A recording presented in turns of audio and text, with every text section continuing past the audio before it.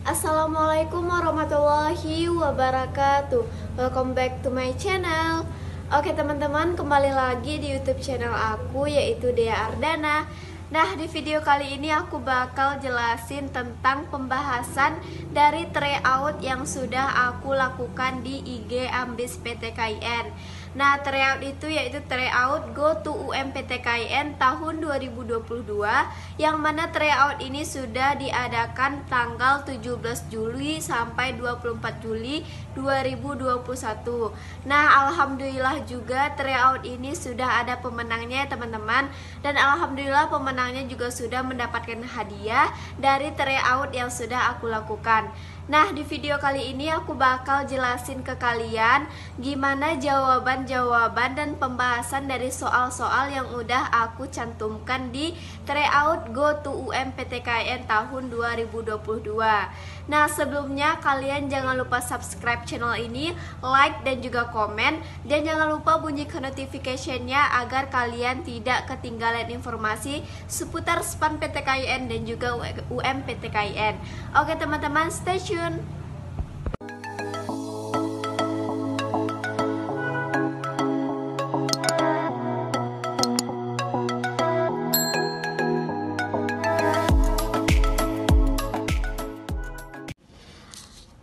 Oke teman-teman, lanjut aku bakal bahas tentang tryout Go to UMPTKIN tahun 2022, yang mana tryout Go to UMPTKIN ini sudah aku lakukan di IG Ambis PTKIN, dan alhamdulillah juga sudah banyak yang mengikuti tryout ini. Alhamdulillah ada yang paham, ada yang nilainya udah tinggi, ada yang masih di bawah, tapi it's okay teman-teman, karena kalian masih belajar. Dan di sini aku akan berusaha untuk membahas tryout Go to UMPTKIN tahun 2022 agar kalian tahu gimana sih jawaban yang benar dan apa sih pembahasan dari soal-soal tersebut. Oke, kita mulai dari soal yang pertama. Nah, soal pertama ini kalian ditanyakan tentang sinonim. Apa sih sinonim pembatasan? Nah, jawaban yang tepat yaitu restriksi. Kenapa restriksi? Karena di dalam KBBI, restriksi berarti pembatasan. Pembatasan ya teman-teman. Jadi jawaban yang tepat yaitu D, restriksi. Yang A, wanita, halus, damu, itu tidak ya teman-teman, karena bukan bagian dari sinonim dari pembatasan. Oke, lanjut teman-teman, untuk soal nomor 2 kalian ditanya tentang sinonim dari daur. Nah, kata daur dalam KBBI atau Kamus Besar Bahasa Indonesia itu berarti peredaran, perputaran atau pemrosesan ya teman-teman. Nah, jawaban yang tepat dari soal ini yaitu yang A, siklus, karena siklus juga berarti pemutaran, peredaran atau juga pemrosesan ya teman-teman. Nah, untuk produk, baur, dan proses itu salah ya teman-teman, karena tidak ada kaitannya dengan kata daur yang ada di soal. Nah, untuk nomor 3 yaitu kata kedap, sinonim dari kata kedap. Nah, jawaban yang tepat yaitu rapat, karena keras, menetap, dan menembus itu tidak tepat digunakan untuk sinonim kata kedap ya teman-teman. Ibaratkannya kedap itu tidak ada ruangan, tertutup. Nah, bisa jadi sinonimnya yaitu kata rapat ya teman-teman. Untuk ini jawabannya rapat yang C. Untuk nomor 4 kalian ditanya tentang sinonim dari kata eksposisi. Nah, eksposisi dalam bahasa Indonesia berarti paparan ya teman-teman, atau pemaparan. Nah, di sini jawaban yang tepat yaitu jawaban yang B. Kalau gambaran apa Kak? Kalau gambaran itu deskripsi. Nah, kalau cerita itu apa Kak? Cerita itu narasi. Nah, kalau untuk tahapan ini hanya menjebak ya teman-teman, karena tidak ada kaitannya.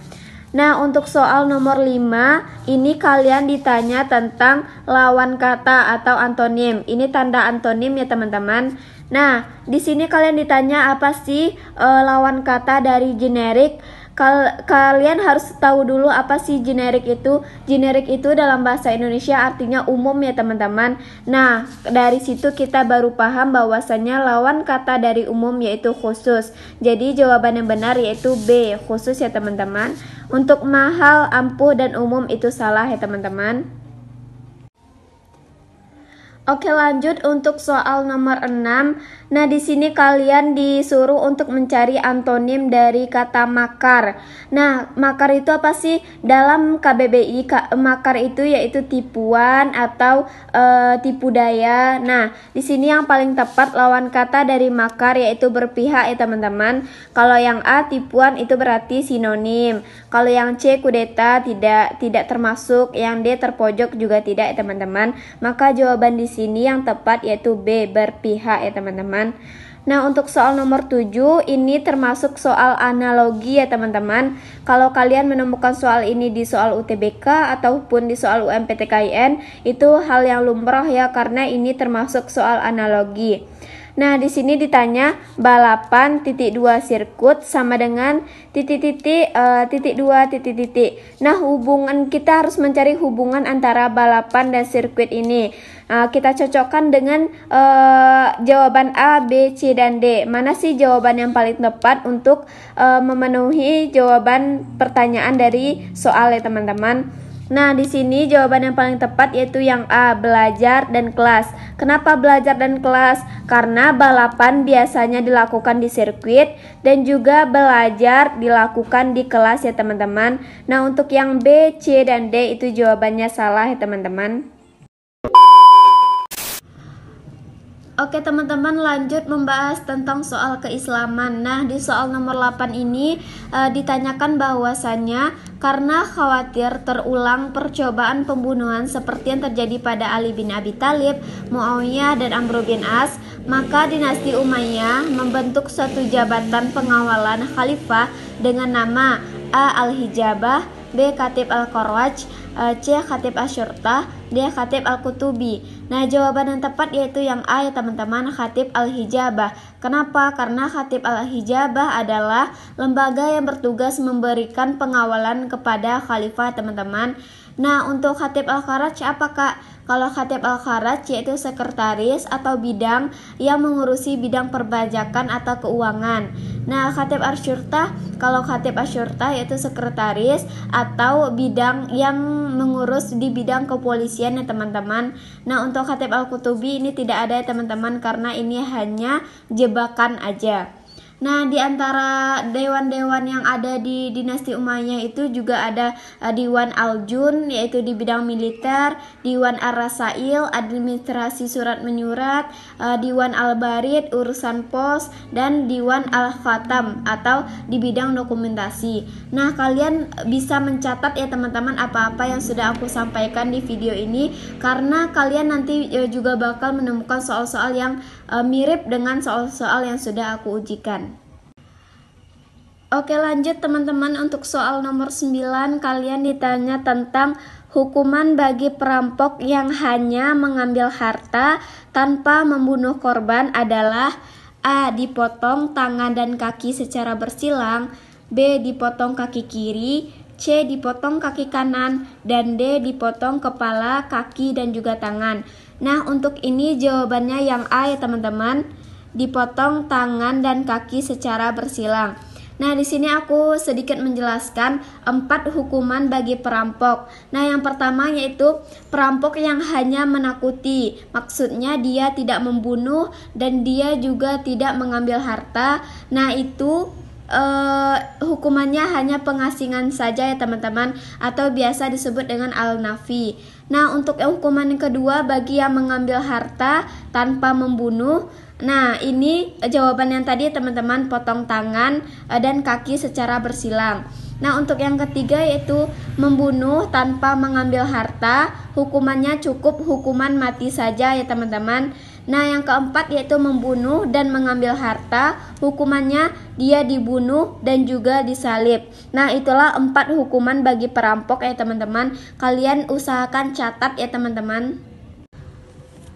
Oke, lanjut untuk nomor 10 yaitu pertanyaannya, suatu pernikahan yang terjadi karena adanya transaksi yang memuat tentang batas waktu pernikahan, sehingga jikalau waktunya habis maka dengan sendirinya akad pernikahan batal dan terlepas dari ikatannya.